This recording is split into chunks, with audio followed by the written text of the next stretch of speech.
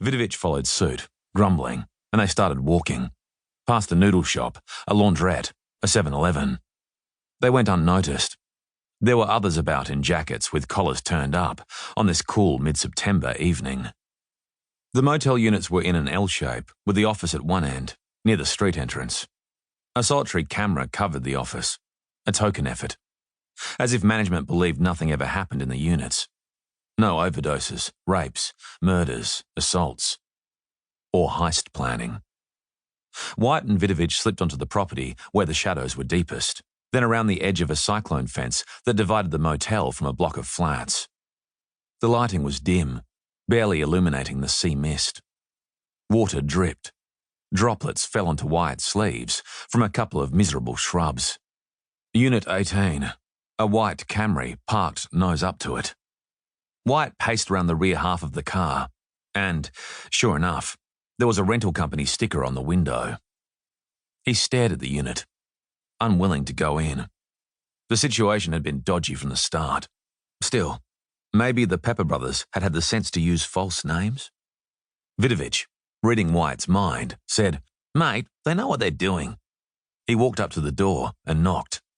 So Wyatt slid his hand into his jacket pocket, where his little 32 was almost warm from the heat of his body. Comforting. He stood back in the shadows, seeking more comfort. Instinct. Wyatt might have called it good sense if he'd been pressed to explain himself. He watched Vidovich, watched the door open and spill light, watched Vidovich turn and gesture to him. "It's okay, pal. Come in." Vidovich and Wyatt were cut from the same slab. Tall, angular, wary, but there was a hint of desperation in Vidovich these days. The Pepper brothers were formed from softer stuff.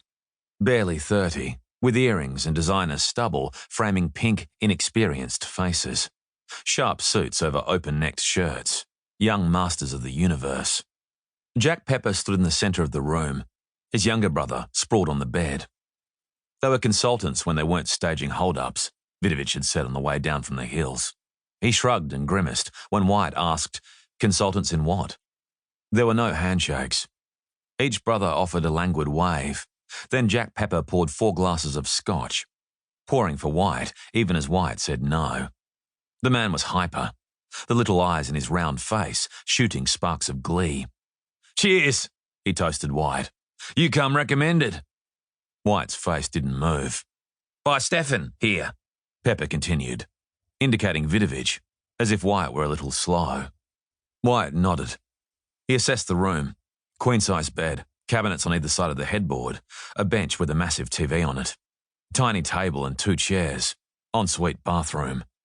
Apart from a blotch of art on the wall above the bed, that was it.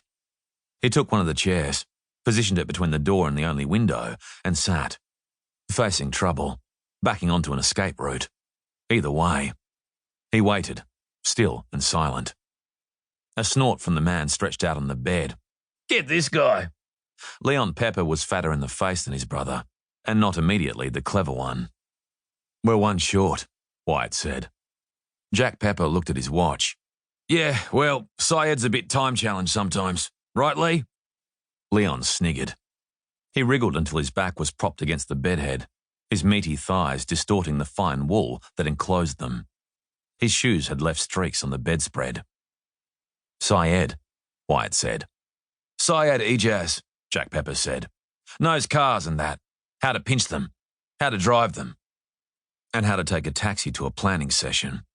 Wyatt heard the rumble of tyres outside the window, a door slamming. He peered through the glass, in time to see the taxi back away from number 18, the driver turning on his for-hire light. A skinhead shuffled past the Avis Camry. Wyatt went immediately to the door and jerked it open before the man named Ijaz could knock. "Get in here." "Who the fuck are you?"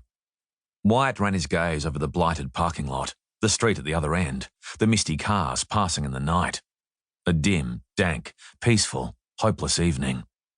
He shut the door and returned to his chair, watched the newcomer bump fists with the Pepper brothers, noted the slight amplification of his movements.